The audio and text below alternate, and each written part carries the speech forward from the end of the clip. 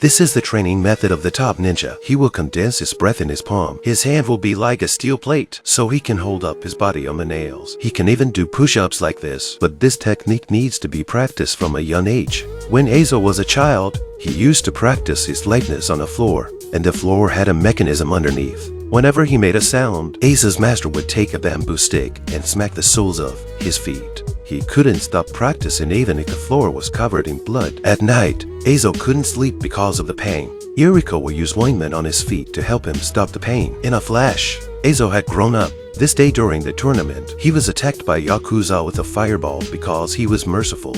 He was finally knocked to the ground, but the master came up to him and said, "Mercy is a taboo for us." Then he grabbed Raizo and slammed him in the stomach.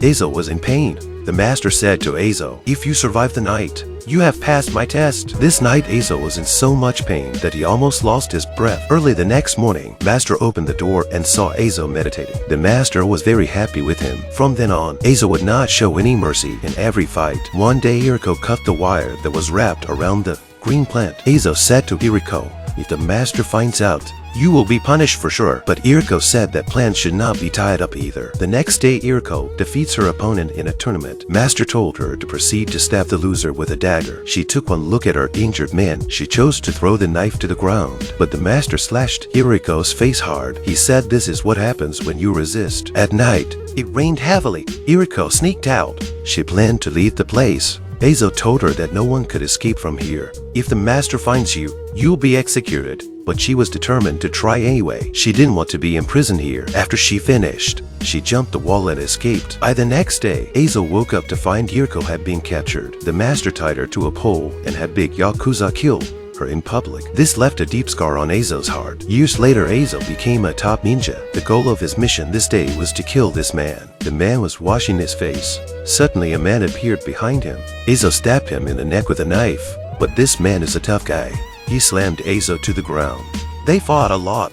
In the end, Raizo was able to complete his mission thanks to his excellent fighting skills. When he went back to return to work, Master brought Raizo a girl to celebrate. The master said that the traitor would be executed by Raizo himself.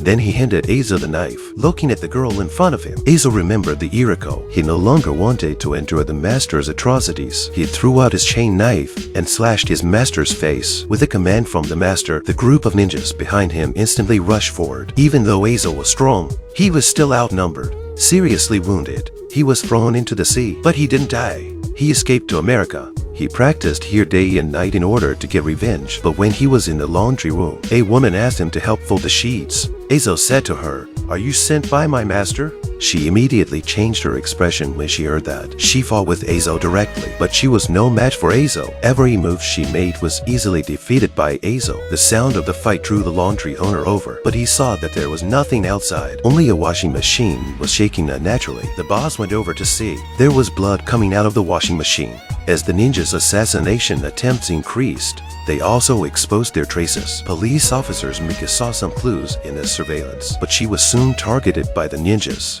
She was attacked just after work at night. Luckily, Raizo showed up just in time to stop her from being killed.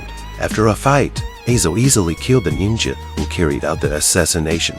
But Mika finds out that Raizo is the murderer from the surveillance. Raizo told his story and his life. Mika said she trusted him, so she called a colleague to help. They agreed on a location, but as soon as they met, a searchlight went off. Then several police officers appeared and tased Raizo to the ground. Raizo was then taken to the institute. The man was locked up in the institute, but then the room was plunged into darkness. Numerous ninjas appeared inside the room.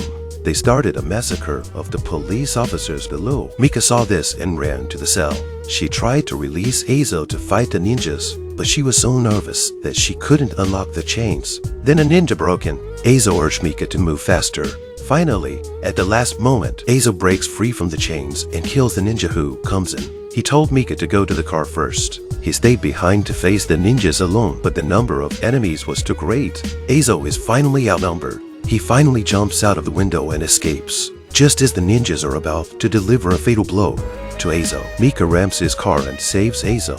She takes Raizo home to recover from his wounds. But by late at night, a large group of ninjas appeared and took Raizo, who was seriously injured. And on the way, Raizo remembered his master's teaching. As long as you have strong willpower, the wound would heal quickly. He made a seal with his hands and concentrated. Then all the wounds on his body miraculously recovered. The next day, he was tied to a pillar. The master planned to torture him, so he tapped Raizo's death point. But Raizo threw up a locator with a vomit. Suddenly, a large number of well-equipped police officers appeared. A helicopter appeared in the sky. Then several searchlights appeared. It lit up the whole ninja league as if it were daylight. The ninjas had nowhere to hide but to be fired at with machine guns. It didn't take long for a large number of ninjas to be killed. That's when Mika saved Raizo. Raizo killed the other ninjas after some fighting. At this point, only the big Yakuza who killed Kiriko was left. When the enemies meet, they see each other in a different light.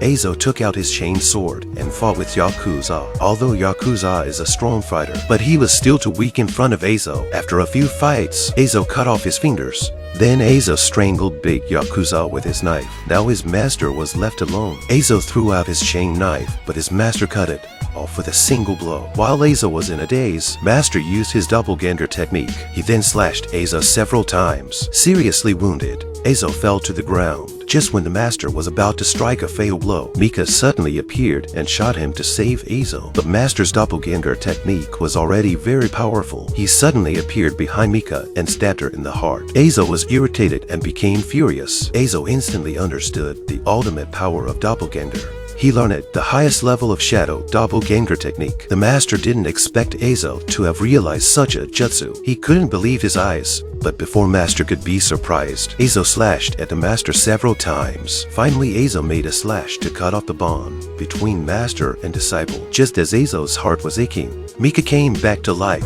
It turned out that her heart grew on the right side. Raizo looked at the Ninja Alliance in the Sea of Fire. He finally avenged Kiriko's death. I don't know if you believe in ninjutsu. I think they are real. You can subscribe and leave comments if you have any ideas. Thanks for watching. See you next time.